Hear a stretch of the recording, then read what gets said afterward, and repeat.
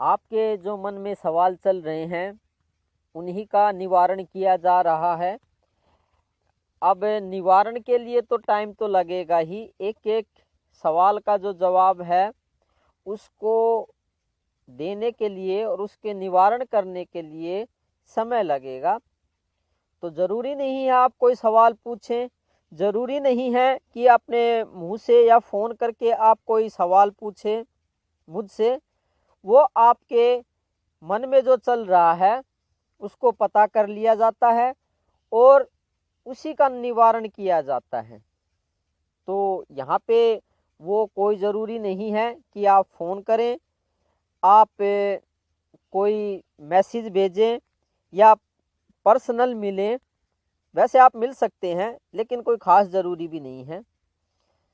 तो चलिए, आपके मन में जो सवाल चल रहा है निवारण करते हैं आज उसी का। क्या सवाल चल रहा है? सवाल यही चल रहा है कि जिंदगी व्यर्थ क्यों महसूस हो रही है, ऐसा महसूस होता है। तो नमस्ते, मैं पवन यादव। जिंदगी की व्यर्थता नज़र आती है, जिंदगी आपको ऐसे लगता है हमारी ज़िंदगी व्यर्थ ही चली गई है, हमारी जवानी, हमारा समय या हमारा बचपन है वो व्यर्थ ही चला गया है, बेकार चला गया है, कोई सार्थकता नज़र नहीं आती, कोई कामयाबी नज़र नहीं आती। चाहे आप बाहर की दुनिया में चाहे कामयाब भी हो गए हों, आप ने बहुत पैसा या बहुत बड़ी नौकरी कमा ली हो या मान सम्मान कमा लिया हो, फिर भी इतना सब कुछ कमाने के बाद भी जिंदगी व्यर्थता नज़र आती है। जिंदगी में कुछ सार्थकता नज़र नहीं आती। आपको ऐसे लगता है कि जिंदगी में कुछ नहीं कमाया, कुछ नहीं किया, जिंदगी में उदासी सी भरी हुई है। तो शादी भी कर ली, भोग भी करके देख लिए, बच्चे भी करके देख लिए, पैदा करके बच्चों का भी सुख ले लिया, पति का भी सुख ले लिया, घरवाली का भी सुख ले लिया, पैसे का भी सुख ले लिया, लेकिन फिर भी अधूरापन सा महसूस होता है। जिंदगी में ऐसा लगता है जैसे कुछ नहीं पाया, है ना? कुछ ऐसा महसूस हो रहा होगा, बहुत गहराई में यही महसूस हो रहा है, आपको एहसास हो रहा है और आप बार बार इसका पीछा छुटाना चाहते हैं, इस बात का पीछा छुटाना चाहते हैं कि ऊपर वाला मन तो ये कहता है कि हमने बहुत कुछ पा लिया, हमने नाम पा लिया। ऊपर वाला मन कहता है हमने पैसे कमा लिए, मकान बना लिया, जमीन ले ली। ऊपर वाला मन कहता हमने प्लॉट वगैरह ले लिए, लेकिन फिर भी अंदरूनी तौर पे कहीं गहराई में मन ये कहता है, अंदर से आवाज आती है, नहीं कुछ नहीं कमाया, जिंदगी व्यर्थ हो गई है। ये ज्यादातर लोगों की ये समस्या है। और ऐसा एहसास क्यों हो रहा है ये जानेंगे। चलो जान ही लेते हैं। एहसास तो ठीक ही होगा, एहसास तो गलत ही होगा। गहराई में एहसास कभी भी गलत नहीं होता है। हकीकत तो यही है, थोड़ा दिल थाम के बैठना, कड़वी बात है कि कुछ नहीं कमाया है। आपने जो कमाया है वो कुछ बेकार ही, कुछ कूड़ा करकट ही कमा लिया है। आपने जो कमाया है आपको लग रहा है कि हमने बहुत कुछ कमा लिया है, हमने बहुत कुछ अचीवमेंट, उपलब्धि प्राप्त कर ली है। वो आपकी जो दिमाग है वो आपको भ्रम पैदा कर रहा है कि हमने बहुत कुछ पा लिया है। दिमाग मिसगाइड कर रहा है आपका। हकीकत यही है, गहराई में जो आवाज आ रही है कि हमने कुछ नहीं कमाया, हमने जिंदगी व्यर्थ ही गवा दी, व्यर्थ के कामों में ही गवा दी। जैसे अब आप समझें इस बात को कि एक एक पॉइंट को लेते हैं, एक एक बात को लेते हैं। ऐसी कौन सी चीज है जो आपने बहुत बड़ी कमा ली है? व्यर्थ के रिश्तेदार इकट्ठे कर लिए हैं, शराबी, कोई चरस गांजा पीने वाले। चलो मैं आपकी पूरी डिटेल में ही बता देता हूँ।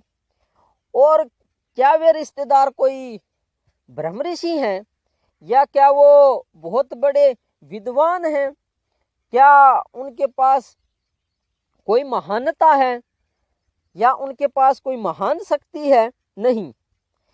जितने भी ये जान पहचान के आपके जान पहचान के लोग हैं, इनके अंदर कूड़ा करकट भरा हुआ है, उनको आपने इकट्ठा कर लिया है अपने चारों तरफ और उन्हीं की आपने सेवा की है, तो व्यर्थ हो गई ना जिंदगी। तो गहराई में जो आवाज आ रही है वो ठीक ही आ रही है। क्या आवाज आ रही है कि जिंदगी हमने व्यर्थ बेकार गवा दी। तो आगे चलते हैं। बात दूसरी बात, आपने भाई बहुत अच्छा पैसा कमाया है तो भी आपकी संतुष्टि नहीं हो पा रही है। उसका कारण ये है, पैसा तो कमा लिया लेकिन उस पैसे का कभी सदुपयोग किया, उसको किसी गरीब को दिया, कोई भूखे आदमी गरीब आदमी घूम रहे हैं, कभी उनकी सेवा की। जिंदगी में कुछ 5-10 साल या 20 सालों में 1-2 बार कोई सेवा कर दी होगी तो उससे थोड़ी ना कुछ ज़्यादा पुण्य कर्म प्राप्त होते हैं। पैसा तो कमा लिया, कभी किसी को चप्पल पहनाई, कभी किसी को खाना खिलाया, कभी किसी गरीब को पैसे से मदद की, हो सकता है उसको पैसे की ज़रूरत हो गरीब को, तो आपको व्यर्थता नज़र ही आएगी। पैसे का भी उपयोग किया है, वो किस लिए किया है। ये भट्ठे वाले बच्चे घूम रहे हैं, पहनने के लिए कपड़ा भी नहीं है, कभी किसी को कपड़ा दिया, आपने पैसे का कैसे दुरुपयोग किया।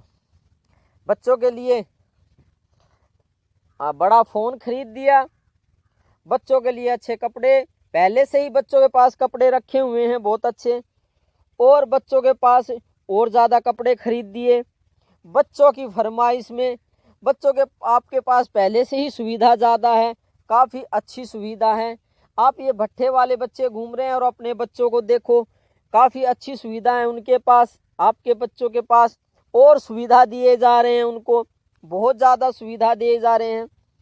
पैसे का उपयोग कहाँ किया आपने? जहाँ आप 500 के कपड़े पहन सकते हैं, आपने वहाँ 50,000 के या 1 लाख के कपड़े पहन रहे हैं, तो व्यर्थता तो नज़र आएगी ही। जिंदगी तो आपको लगेगा ही कि हमारी व्यर्थ चली गई है, क्योंकि काम ही व्यर्थ किए हैं, काम ही पूरी जिंदगी में ऊट पटांग के काम किए हैं, पैसे का दुरुपयोग किया है, सदुपयोग कर नहीं पाए हैं। तो 2 उदाहरण तो मैंने दे दिए कि कैसे आज जिंदगी व्यर्थ नजर आ रही है। जवानी होती है वो होती है कुछ राम भजन करने के लिए और कुछ घर वालों की सेवा करने के लिए। अब चलो वो तो ठीक है, सेवा तो ठीक है।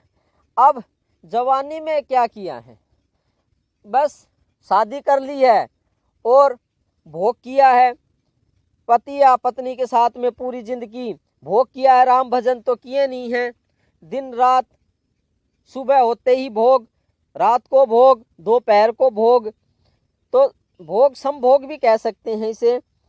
तो जवानी में सेक्सुअलिटी में पूरी जिंदगी बिता दी है, तो जिंदगी तो व्यर्थ नजर आएगी ही। राम भजन तो किए नहीं, उस महान आत्मा की, गुरु महाराज की सेवा तो की नहीं, उनसे ज्ञान प्राप्ति के लिए यत्न नहीं किया, कभी किसी गुरु के पास बैठे नहीं, तो जिंदगी तो व्यर्थ नजर आएगी ही। अब और भी बता देते हैं, पूरी जिंदगी शादियों में गवा दी, ज़्यादातर शादियां अटेंड करने में लगा दी, तो आप खुद ही बताइए, मैंने 3-4 एग्जाम्पल दे के बताए, तो जिंदगी तो व्यर्थ नजर आएगी ही। प्रमोशन के लिए नौकरी मिल चुकी है, चलो अच्छी बात है, नौकरी मिल चुकी है, पैसे की भी ज़रूरत होती है, तो आपको छोटी नौकरी मिल गई है।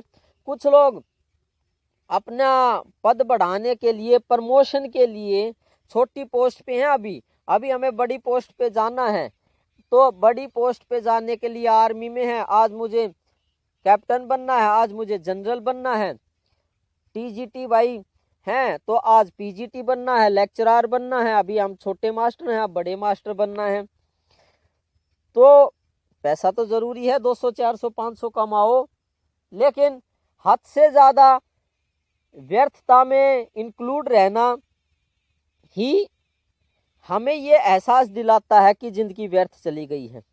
जब 40 साल से ऊपर की उम्र होती है, 35 साल से ऊपर की उम्र होने लगती है, तो सभी को ज़िंदगी व्यर्थ नज़र आती है। यहाँ तक कि आजकल जवान लोगों को भी ज़िंदगी व्यर्थ नज़र आती है कि कुछ नहीं पाया, और इसी से टेंशन भी रहती है। टेंशन का कारण ही यही रहता है कि गहराई में आपको एहसास हो रहा है कि हमने कुछ नहीं पाया। देखिए, कभी टाइम ऐसा था कि मेरी उम्र जब 10-12 साल की थी, 15 साल की थी, तो उस टाइम पे मैं एकांत में बैठ के भाई स्कूल कॉलेज की पढ़ाई भी करते थे और शास्त्रों का भी अध्ययन करते थे। शादी वगैरह में हम नहीं जाते थे, तो उस टाइम पे सभी हमारा मजाक उड़ाते थे, ये तो पागल है, इसको दुनियादारी का नहीं पता, इसको समाज के ज्ञान का नहीं पता, इसको दोस्तों में बैठना नहीं आता, ये दोस्तों में नहीं बैठता, ये रिश्तेदारी में नहीं जाता, ये इधर उधर नहीं घूमता। तो सबसे ज़िंदगी हटके अलग से थी, मेहनत करते थे, तो हमारी ज़िंदगी आपको व्यर्थ नज़र आती थी। अब आपको अपनी ज़िंदगी व्यर्थ नज़र आने लगी है, क्योंकि 35 साल से अबाउ या 40 साल से ऊपर जब उम्र हो जाती है तो ज़िंदगी व्यर्थ नज़र आने लगती है। क्योंकि हकीकत यही है, हकीकत से आप वाकिफ हो जाओ, हकीकत को जान लो कि ज़िंदगी व्यर्थ गवाही ही है। इसलिए आपको ऐसा एहसास हो रहा है कि हमारी ज़िंदगी व्यर्थ चली गई है। हकीकत यही है कि व्यर्थ गई ही है। सच्चाई को मान लो, अच्छा रहेगा। मुंह मत फुलाओ, बुरा मानने से कुछ नहीं होगा, क्योंकि कुछ कड़वी बातें कहनी पड़ती हैं। आपका जो मन का भ्रम है उसको दूर करने के लिए कुछ कड़वी बातें कहना जरूरी है। तो धन्यवाद आज के लिए, फिर कल बात करेंगे। तो आज हमने क्या जाना कि व्यर्थता क्यों नज़र आती है, व्यर्थता का कारण क्या है। तो व्यर्थता का कारण यही है कि व्यर्थता के हमने काम किए हैं तो व्यर्थता नज़र आएगी ही। तो आगे से ये व्यर्थता के काम छोड़िए और थोड़ा आगे उन्नति के लिए यत्नशील रहिए। जो अब तक किया है उसको छोड़ने की कोशिश करो, उसको कम करने की कोशिश करो, तभी जो ये व्यर्थता का एहसास है ये कम हो पाएगा। तो ठीक है, ज़्यादा बोलना भी ठीक नहीं है, क्योंकि आम आदमी बुरा भी ज़्यादा मानता है, तो थोड़ा थोड़ा बताना ही ठीक होता है। ज़्यादा बताने से कुछ फ़ायदा होगा नहीं।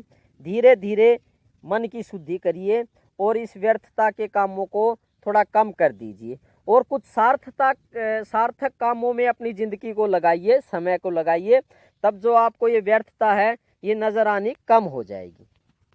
धन्यवाद।